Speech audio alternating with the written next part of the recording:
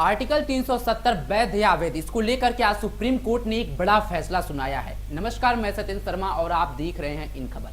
अनुच्छेद 370 हटाने के 4 साल बाद आज भी जम्मू कश्मीर को लेकर सवाल थमा नहीं है। 2019 में केंद्र सरकार ने संविधान संशोधन करके जम्मू कश्मीर को विशेष राज्य के दर्जे से हटा दिया था। इसके साथ ही जम्मू कश्मीर को 2 भागों में बांटकर केंद्र शासित प्रदेश बना दिया गया। केंद्र के इस फैसले के खिलाफ सुप्रीम कोर्ट में याचिका डाली गई थी। सुनवाई 5 सितंबर को पूरी हो चुकी है। आज सुप्रीम कोर्ट की 5 सदस्यीय बेंच इस पर अपना फैसला सुना दिया है। सुप्रीम कोर्ट ने 2019 में केंद्र सरकार का फैसला सही था या नहीं, इस पर आज बड़ा ऐतिहासिक फैसला किया है। 5 जजों की खंडपीठ में न्यायाधीश justice D Y Chandrachud, justice Sanjay Kishan Kaul, justice Sanjiv Khanna, justice B R Gavai और जस्टिस सूर्यकांत शामिल थे। सीजीआई ने कहा कि अनुच्छेद 370 को निरस्त करने से पहले जम्मू कश्मीर संविधान सभा की सिफारिश आवश्यक नहीं थी। 370 को हटाने का अधिकार जम्मू कश्मीर के एकीकरण के लिए है। असाधारण परिस्थितियों को छोड़कर अनुच्छेद 370 को निरस्त करने के राष्ट्रपति के फैसले के खिलाफ अपील में सुनवाई नहीं कर सकते हैं। केंद्र सरकार के हर फैसले को चुनौती नहीं दिया जा सकता है। ये सुप्रीम कोर्ट का एक बड़ा कटाक्ष। सीजीआई ने कहा कि दुर्भाग्यपूर्ण तरीके से इसे रद्द नहीं किया जा सकता है। सीजीआई ने कहा कि जम्मू कश्मीर के पास कोई आंतरिक संप्रभुता भी नहीं थी। इसका संविधान भारत के संविधान के अधीन था। राष्ट्रपति के पास अनुच्छेद 370 खत्म करने की शक्ति थी।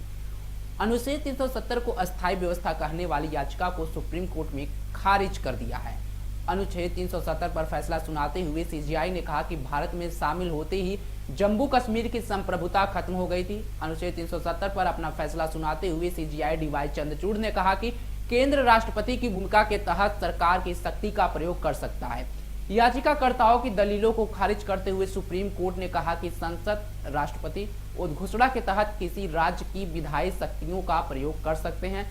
अनुच्छेद 370 पर फैसला सुनाते हुए सुप्रीम कोर्ट ने आगे कहा कि अनुच्छेद 356 के तहत राष्ट्रपति शासन लगाने के बाद प्रयोग की जाने वाली शक्तियों पर प्रतिबंध है। अनुच्छेद 370 को लेकर सुप्रीम कोर्ट के सभी जज अपना फैसला सुना रहे हैं। 5 जजों की बेंच में 3 अलग अलग फैसले हैं और उनका निष्कर्ष एक ही है। सीजीआई चंद्रचूड़ का कहना है कि यह मानना प्रासंगिक नहीं है कि अनुच्छेद 370 को निरस्त करने की घोषणा वैध थी या नहीं। उधर इस पूरे फैसले के आने से पहले जम्मू कश्मीर में अनुच्छेद 370 को लेकर के फैसला, जिस तरह से फैसला आज आना था, कड़ी सुरक्षा की व्यवस्था घाटी में कर दी गई है। 2 दिन पहले ही पुलिस ने तमाम संवेदनशील जगहों पर सुरक्षा बलों की तैनाती भी बढ़ा दी थी। सड़क से लेकर इंटरनेट पर कड़ी नजर रखी जा रही है। भड़काऊ पोस्ट करने वाले 5 लोगों के खिलाफ मुकदमा भी दर्ज किया गया है। वहीं पीडीपी चीफ महबूबा मुफ्ती ने जम्मू कश्मीर पुलिस पर तानाशाही का आरोप लगाया है और नजरबंद करने का भी उनकी पार्टी आरोप लगाई है। वहीं बात करें अगर पीडीपी के बाद अब नेशनल कॉन्फ्रेंस ने भी दावा किया है कि उमर अब्दुल्ला को घर पर नजरबंद कर दिया गया है। उधर एलजी मनोज सिन्हा ने इस पूरे मामले से इनकार किया है। अनुच्छेद 370 को निरस्त करने पर सुप्रीम कोर्ट के फैसले से पहले जम्मू कश्मीर के नेताओं को नजरबंद करने की खबरों पर एलजी मनोज सिन्हा ने कहा है कि जम्मू कश्मीर में राजनीतिक कारणों से किसी को भी नजरबंद नहीं किया गया है या गिरफ्तार नहीं किया गया है। यह सारी बातें अफवाह हैं, अफवाह फैलाई जा रही हैं, प्रयास मामला बिगाड़ने की कोशिश की जा रही है।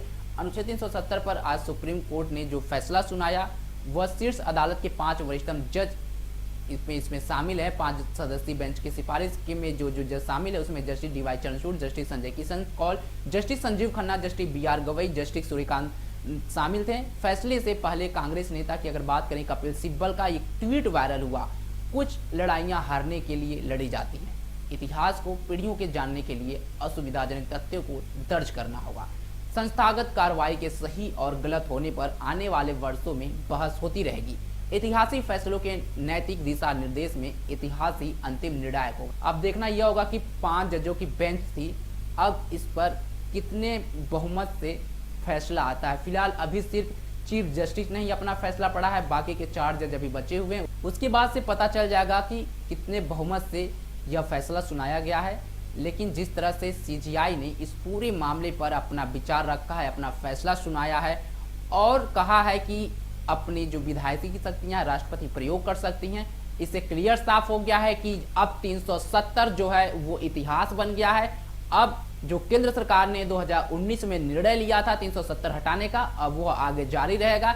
इससे कोई छेड़छाड़ अब नहीं होने वाला है, यानी कि जो जम्मू कश्मीर है उसका जो अब नया भारत की में जो विलय की बात गवर्नमेंट की तरफ से की जा रही थी, 370 हटाने की बात की जा रही थी, वो पूरी तरह खत्म हो चुका है विवाद। सुप्रीम मोहर भी अब इस पे लग चुकी है। जो याचिकाकर्ता इस पर आए थे सुप्रीम कोर्ट की तरफ से उनके ऊपर हथौड़ा चल गया है। सुप्रीम कोर्ट की तरफ से अब उनको एक बड़ा झटका लग गया है। ऐसे ही तमाम खबरों की जानकारी के लिए आप बने रहे हमारे साथ और देखते रहें इन खबर। धन्यवाद।